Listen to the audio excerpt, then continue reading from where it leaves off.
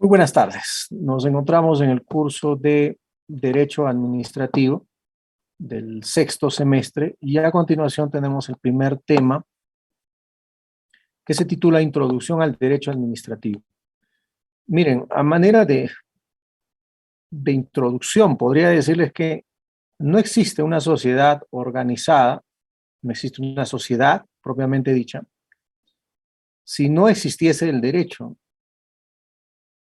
El derecho como un conjunto de normas existe desde el momento en que el hombre hace su aparición sobre la tierra.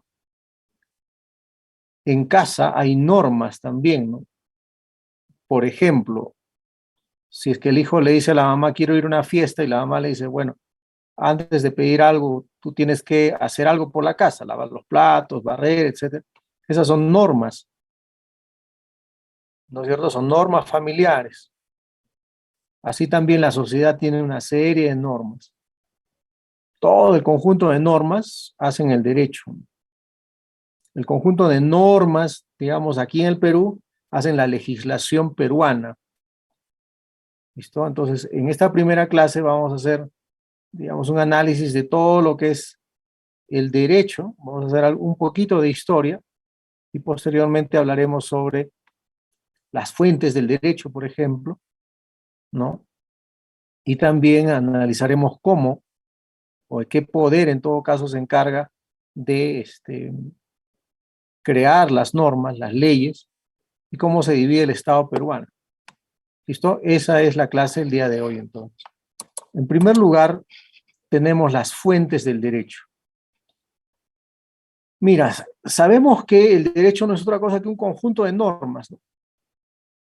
Entonces, ese conjunto de normas de diversos niveles hacen el derecho, pero el derecho tiene fuentes. La fuente no es otra cosa del origen, dónde se origina el derecho. Y entonces, en primer lugar, el derecho se origina en la costumbre y en la religión. Si nosotros analizamos en lugares muy alejados de la selva, por ejemplo, la costumbre es que una niña de 13, 14 años, adolescente, de 13, 14 años, ya pueda tener familia, pueda tener relaciones sexuales, pueda casarse sin ningún problema. Pues eso es una costumbre. Entonces, esa es fuente del derecho para esa sociedad.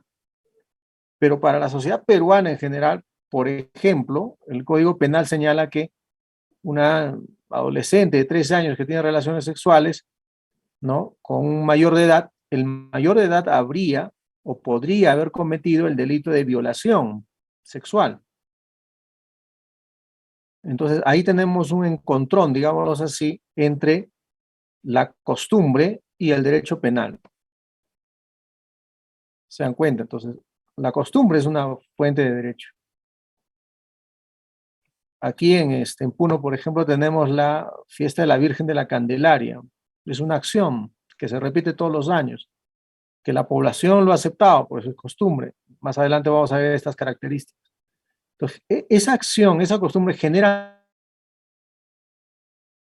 ordenanza municipal, puede salir una ley, incluso una ordenanza regional. Entonces, la costumbre es una fuente del derecho muy importante. Por otro lado, la religión también es fuente de derecho, ¿no? Sobre la tierra quiere creer en algo sobrenatural, en dioses. Si analizamos la cultura egipcia, la cultura griega, la cultura romana, la cultura persa, entonces ahí tenemos que habían normas, habían leyes, ¿no? Pero ¿y dónde han tenido su origen? En la religión. La mayoría de nosotros somos católicos. Si analizamos la Biblia, por ejemplo, ahí tenemos los 10 mandamientos. Esto en el Nuevo Testamento, porque en el Antiguo Testamento había otra serie de normas, digamos, mucho más arcaicas. Hay pues el no matar, por ejemplo, no robar, no codiciar la mujer de tu prójimo, honrar padre y madre. Entonces, son normas y esas normas hacen derecho. En la actualidad, el no matar está en todos los códigos penales del mundo, ¿no? Homicidio se llama, homicidio simple, homicidio calificado. parricidio, feminicidio, homicidio por emoción violenta. ¿Se dan cuenta? Entonces, ¿dónde ha nacido eso? Pues en la religión. ¿Listo? Entonces, pero las costumbres y las religiones no son iguales. Y por lo tanto el derecho tampoco es igual. Si nosotros analizamos la Biblia, por ejemplo, y hacemos una comparación con el Corán, nos daremos cuenta que el matar para el Corán es normal, y sobre todo matar infieles. ¿Se dan cuenta? Entonces no prohíben ellos matar. Nosotros como católicos sí, pues, ¿no? Como cristianos sí. Hay prohibición de matar, de quitarle la vida. Pero en la religión islámica no. Entonces ahí ya pueden ustedes analizar por qué es fácil para ellos matar, bueno, ponerse bombas e ir a un sitio y matar. Entonces la religión no es igual, por lo tanto el derecho tampoco es igual. Hay diferentes tipologías de legislaciones, aunque hay una tendencia de globalizar el derecho, sobre todo el derecho penal. Hay normas internacionales, por ejemplo, de contabilidad, ¿no? Ya se pretende globalizar unas normas de contabilidad. ¿Se dan cuenta? Y las costumbres tampoco son iguales, ¿no? Las costumbres aquí en el Perú, en la sierra, costa y selva no son iguales. Y peor todavía entre países, ¿no? En países como Japón, en China, por ejemplo, existen normas para alquilar enamorados o enamoradas, novias. En países de Europa Oriental, por ejemplo,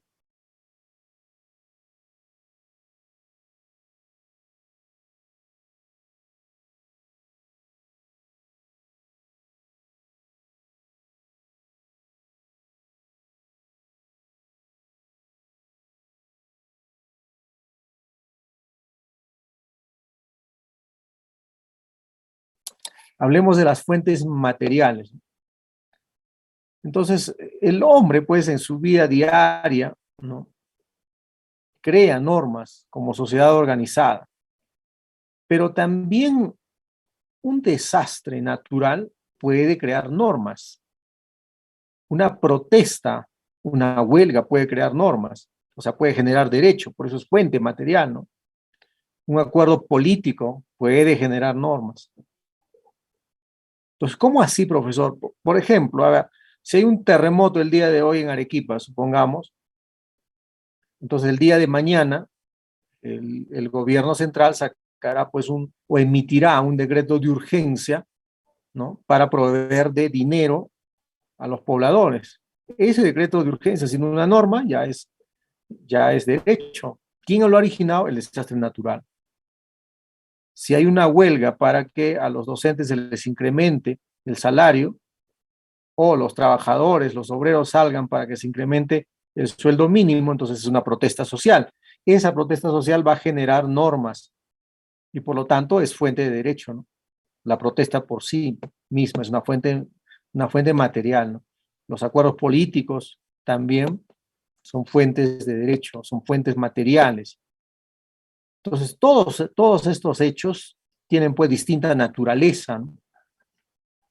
Sin embargo, todos tienen algo en común, generan normas. Y las normas es de derecho. Pero también tenemos las fuentes formales, ¿no? Entonces, las fuentes formales ya son, digamos, las normas establecidas, normas jurídicas establecidas, ¿no? Entonces, se manifiestan. ¿En qué se manifiestan, profesor? Se materializan, se manifiestan en libros, en códigos. Por ejemplo, las normas penales darán como resultado, ¿no es cierto?, al código penal, por ejemplo, al código procesal penal, al código de ejecución penal. ¿Se dan cuenta? ¿No? Las normas laborales darán consigo pues al derecho laboral, ¿no? Al derecho civil, al código civil, al código procesal civil. Entonces, estas fuentes formales básicamente son todas las leyes, la legislación establecida en una sociedad. Las costumbres, ya hemos visto, son fuentes formales, la jurisprudencia son fuentes formales y la doctrina son fuentes formales. Claro está que Si ustedes analizan de repente otros libros, eso ya es doctrina, podrían encontrar otro tipo de clasificación, pero para mí me pareció esta la más apropiada. No vamos a profundizar en algunos temas por cuanto ustedes se están formando para ser licenciados en gestión pública, no para ser abogados. ¿Ya? Esa es la diferencia de esta cátedra, digamos, con cualquier otra cátedra. ¿Listo? Entonces vamos a analizar uno por uno. Analicemos el derecho y la ley, ¿no? La ley. Entonces, ya hemos dicho que el derecho es un conjunto de normas emitidas por una sociedad, por el Estado. ¿A través de quiénes? A través de órganos, instituciones competentes. Y la principal es el poder legislativo, quien emite las normas. Su esencia es legislar, o sea, crear normas. Y la ley, digamos, está dentro del derecho. Las leyes pueden cambiar, por ejemplo, ley orgánica de municipalidades, ley orgánica de gobiernos regionales, ¿no? La ley del presupuesto. ¿Listo? Tenemos la ley universitaria, la ley orgánica del Poder Judicial. Entonces, estas leyes, ¿no es cierto?, establecen pues derechos, deberes, regulan conductas dentro de la sociedad. El derecho, decía hace un momento, que varía, sí, pues cambia, ¿no? Se moderniza. ¿A través de qué, profesor? A través de las leyes. Un ejemplo de cómo el derecho se actualiza. Hasta hace 50 años aproximadamente, las mujeres no podían votar, emitir su voto, elegir a sus autoridades, ejercer su derecho a voto, a elección. Había una norma con relación a eso. Pero en la actualidad pueden votar. Entonces, las leyes han cambiado y por lo tanto el derecho ha cambiado también. Dentro de la sociedad norteamericana, que prohibía a las personas, a los ciudadanos de raza negra, raza de color, a los descendientes africanos, a los afroamericanos, sentarse al lado de una persona de tez blanca. Eso ha cambiado. También se prohibía que una persona de tez negra se case con una persona de tez blanca. Eso ha cambiado. Entonces, las leyes cambian y por lo tanto el derecho también cambia. Constantemente cambia, ¿no? Entonces, acá en el Perú, por ejemplo, no tenemos una ley que haga efectivo el matrimonio de personas del mismo sexo, pero en Argentina sí, en Chile también. Entonces, en el tiempo, lo más probable es que aquí en el Perú exista pues una norma que permita la unión de personas del mismo sexo. Entonces saldrá una ley y esa ley hará que el derecho cambie, se actualice. ¿Listo? Eso con relación al derecho y la ley.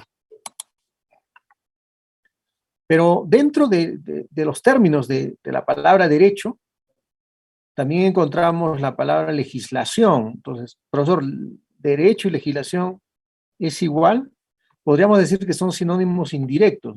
El derecho abarca el conjunto de normas de todo el planeta Tierra, pero la legislación no. La legislación es más de los países, ¿no? Porque cada país es autónomo. Entonces se habla de la legislación peruana, de la legislación chilena, legislación española. Y si hablamos del Perú, básicamente, nuestra legislación está constituido pues, por un sinnúmero de normas establecidas en dónde, en la Constitución Política del Perú a priori, porque la Constitución es la madre de todas las normas. En la pirámide de Kelsen, por ejemplo, si han escuchado hablar sobre este autor, la Constitución está en el pico más alto. Entonces existen normas con rango de ley, las leyes propiamente dichas, los decretos legislativos, los decretos de urgencia, los decretos leyes, los tratados, que son normas también que permiten la convivencia entre países, los decretos supremos. Existen también normas, otras normas del Poder Ejecutivo, como las resoluciones supremas, resoluciones ministeriales, resoluciones viceministeriales, resoluciones directoriales, pero también existen otro tipo de normas, como por ejemplo un decreto de alcaldía, ¿no? o un acuerdo del Consejo Municipal, por ejemplo, una resolución de acá de la universidad, todo ese conjunto de normas es la legislación peruana. Y obviamente que dentro de esa legislación peruana vamos a hablar, porque de eso se trata el curso, del derecho administrativo, ¿no? Y específicamente de la ley de procedimientos administrativos. La ley de procedimiento administrativo general, la ley 2744-4. Habíamos visto que la costumbre es una fuente, digamos, formal del derecho, ¿no? La costumbre es muy importante, ¿ya? Porque las normas que tenemos en la actualidad, muchas de ellas han nacido pues en la costumbre, sobre todo cuando hablamos del derecho civil. A veces en la comunidad hay normas de convivencia. Entonces la sociedad evoluciona y esas normas de convivencia se convierten en leyes. Pero ¿qué es la costumbre? Pues la costumbre no es otra cosa que actos que se repiten en el tiempo, ¿no? De manera uniforme, en circunstancias similares. Pero la costumbre, desde el punto de vista jurídica, tiene que tener, primero, uso generalizado entre los integrantes de un grupo social. Si hablamos de, a ver, la Virgen de la Candelaria, por ejemplo, ¿no? La festividad de la Virgen de la Candelaria. Primera característica, uso generalizado entre los integrantes de un grupo social. Todos participan, la mayoría participa, sí, pues, la mayoría lo hace, sobre todo en la provincia de Puno. Conciencia de su obligatoriedad por el grupo social, man. Si bien es cierto, no hay una norma que te obligue a bailar y a participar en la fiesta de la Virgen de la Candelaria, pero sí tú eres consciente de que tienes que participar. Eso es conciencia de su obligatoriedad. Repetición a lo largo del tiempo, ya todos los años, pues, digamos, se produce esta festividad. Entonces, la fiesta de la Virgen de la Candelaria es una costumbre que puede producir derecho, claro. Ya les he mencionado que pueden sacar normas de alcaldía, del gobierno regional, hasta incluso se declara en feriado no laborable en la región de Puno, ¿no? Cuando hay la festividad de la Virgen de la Candelaria. Entonces, ese declarar feriado no laborable, regional obviamente, es ya derecho, pues, se dan cuenta. Entonces, es muy importante la costumbre porque gracias a ella, ¿no?, las relaciones de convivencia mejoran. ¿Listo? Las condiciones de la convivencia mejoran en una sociedad. Entonces, el derecho tiene el objetivo de normar, digamos, todas las acciones para que haya una convivencia pacífica dentro de los habitantes de una sociedad. La jurisprudencia. La jurisprudencia, estimados estudiantes, no es otra cosa que un conjunto de sentencias, un conjunto de fallos magistrados, pues, del Poder Judicial, o también por funcionarios que integran tribunales administrativos, como el Tribunal del Servicio Civil, por ejemplo, ¿no? En el Perú se toma en cuenta como jurisprudencia las sentencias emitidas por la Corte Suprema de Justicia. Entonces, las sentencias de la Corte Suprema son vinculantes, por lo tanto es jurisprudencia. Se toma en cuenta también las sentencias del Tribunal Constitucional, son vinculantes. Y de los tribunales administrativos, en este caso, en cuestiones de personal, el Tribunal del Servicio Civil, hay tribunal en la OCE también, hay tribunal fiscal también, hay tribunal en Indecopi también, ¿no? Son tribunales administrativos. Entonces, sus fallos, incluso sus opiniones técnicas, en el caso de servir, ¿no?, son tomados en cuenta y son de carácter vinculante. ¿Qué significa de carácter vinculante? Que los administrados, los funcionarios, deben tomar en cuenta esa jurisprudencia para emitir, en este caso, un acto administrativo o un fallo a nivel jurisdiccional. Esto en cuanto a la jurisprudencia. La doctrina. Para explicarlo de manera sencilla, la doctrina no es otra cosa que el producto de opiniones, de investigaciones, de teorías, de explicaciones, de investigadores, de estudiosos del derecho. Entonces, hay personas especializadas en investigar el derecho, ¿no es cierto? Y escriben sus libros con sus opiniones. Ese conjunto de opiniones, pues, es doctrina, ¿ya? Entonces, la doctrina es muy importante, pero no para ustedes, como futuros servidores del Estado, sino es importante para futuros abogados, sobre todo para los que van, digamos, a trabajar, a laborar o ejercer funciones como magistrados o como fiscales, ¿no? Como jueces o fiscales. Para ellos es muy, muy importante la doctrina porque son ellos los que van a emitir fallos.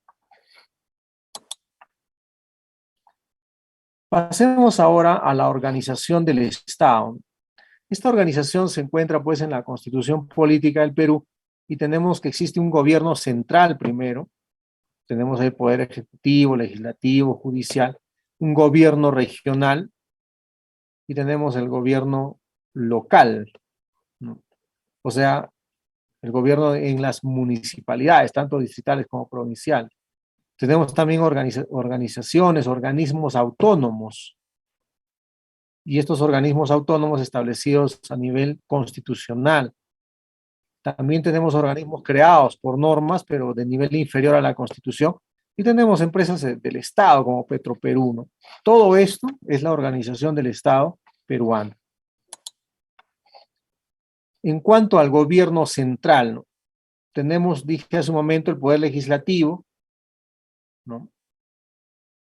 Entonces, el poder legislativo está compuesto por congresistas, y estos congresistas han sido, digamos, de 5 años, y tienen como función principal emitir, modificar, derogar las normas, las leyes. Y en el caso del Poder Ejecutivo también el presidente de la República, que es, digamos, el titular de una nación, también es elegido por voto popular por un periodo de 5 años. En el caso del Poder Judicial, tenemos que se estructura en niveles. El nivel más alto del Poder Judicial es la Corte Suprema de Justicia. Le sigue la Corte Superior, los juzgados especializados, los juzgados de paz letrados, los juzgados de paz. No letrados también se llaman. Entonces, los juzgados de paz no letrados, por ejemplo, de un juez de paz que es elegido por la comunidad, por el pueblo. No hay necesidad que sea abogado, puede ser cualquier representante de esa comunidad. Pero en el caso de los juzgados de paz letrados, existe la necesidad que sea un abogado. Entonces, hay un concurso para la designación de juzgados o jueces de paz letrados. Juzgados especializados, ¿no? Si es que alguien mata a una persona, entonces es capturada y lo pondrán a disposición de un juez especializado en lo penal, ¿no? Si hay un problema de terrenos, por ejemplo, juez especializado en lo civil. Si hay un problema en el trabajo, juez especializado en lo laboral. Si hay un problema de derechos constitucionales, juez especializado en lo constitucional. ¿Se dan cuenta? Por eso se llaman juzgados especializados. Y en el caso de la Corte Suprema de Justicia, entonces, digamos, es la máxima estructura del Poder Judicial. No es instancia, pero sí se elevan recursos en casación para que los resuelva la Corte Suprema de Justicia. Ahí administran justicia, digamos, 5 jueces supremos. Esto en las Cortes Superiores son 3 jueces superiores, en los juzgados especializados es un juez especializado. En los gobiernos regionales, ¿no?, tienen la característica que son autónomos en lo político, en lo económico, en lo administrativo. El titular del pliego es el presidente regional, pero también están los consejeros, que en conjunto hacen el consejo regional. Ellos son elegidos por voto popular. Su función principal, pues, es promover el desarrollo y la economía regional, fomentar las inversiones, establecer políticas regionales en concordancia con las políticas y planes nacionales. Ellos hacen digamos, su plan de desarrollo regional, ¿no? Esto en cuanto al gobierno regional. Y en cuanto a los gobiernos locales, específicamente las municipalidades, ¿no?, están bajo la batuta, digámoslo así, del alcalde, que es el titular del pliego, pero también están los regidores. En conjunto hacen el consejo municipal. Su principal función es el desarrollo urbano y zonificación del distrito o de la provincia, regulan el transporte público, regulan la limpieza pública también, el desarrollo cultural, recreativo, de mantenimiento de parques, de jardines, de los monumentos, etcétera. Entonces, un trabajo que puede ser a nivel distrital o puede ser a nivel provincial, ¿no? O también existen las municipalidades menores. Organismos públicos autónomos. Miren, en la Constitución tenemos que el tribunal con las funciones, interpretar la Constitución. El Ministerio Público, quien es el titular de la acción penal, es autónomo, ¿no?, desde la Constitución. La Junta Nacional de Justicia, cuya función es, pues, nombrar jueces, fiscales, así como ratificarlos también o cesarlos también. La Defensoría del Pueblo también constituye un organismo autónomo. El Banco Central de Reservas del Perú, la Superintendencia de Banca y Seguros y Administradoras Privadas de Fondos de Pensiones, que ejercen control, ¿no?, sobre las empresas bancarias, de seguros y también de las AFPs. El Jurado Nacional de Elecciones y la OMPE, la Oficina Nacional de Procesos Electorales, que se encargan de los electorales en el país. ¿Listo? Entonces, a continuación tenemos la Constitución Política propiamente dicha. Miren, la Constitución Política es la madre de todas las normas en la legislación peruana, la ley de leyes también se le dice. Entonces, todas las normas, digamos, las leyes, los decretos, lo que hemos visto, están supeditadas a la Constitución Política. A veces se crean, se emiten normas que colindan con la esencia de la Constitución Política. Entonces es ahí donde se puede plantear una acción de inconstitucionalidad al Tribunal Constitucional. Entonces, la Constitución tiene partes, ¿no? Resalta el Estado, su estructura, su organización, los derechos fundamentales, el régimen económico constitucional. De un tiempo a esta parte escuchamos constantemente el siguiente pedido, ¿no? Hay que cambiar la Constitución. Entonces yo les digo a mis alumnos, bueno, primero lean la Constitución, porque en el capítulo 2 están establecidos los derechos fundamentales. Tengo derecho al honor, eso hay que cambiar, ¿no? ¿No? Eso hay que cambiar.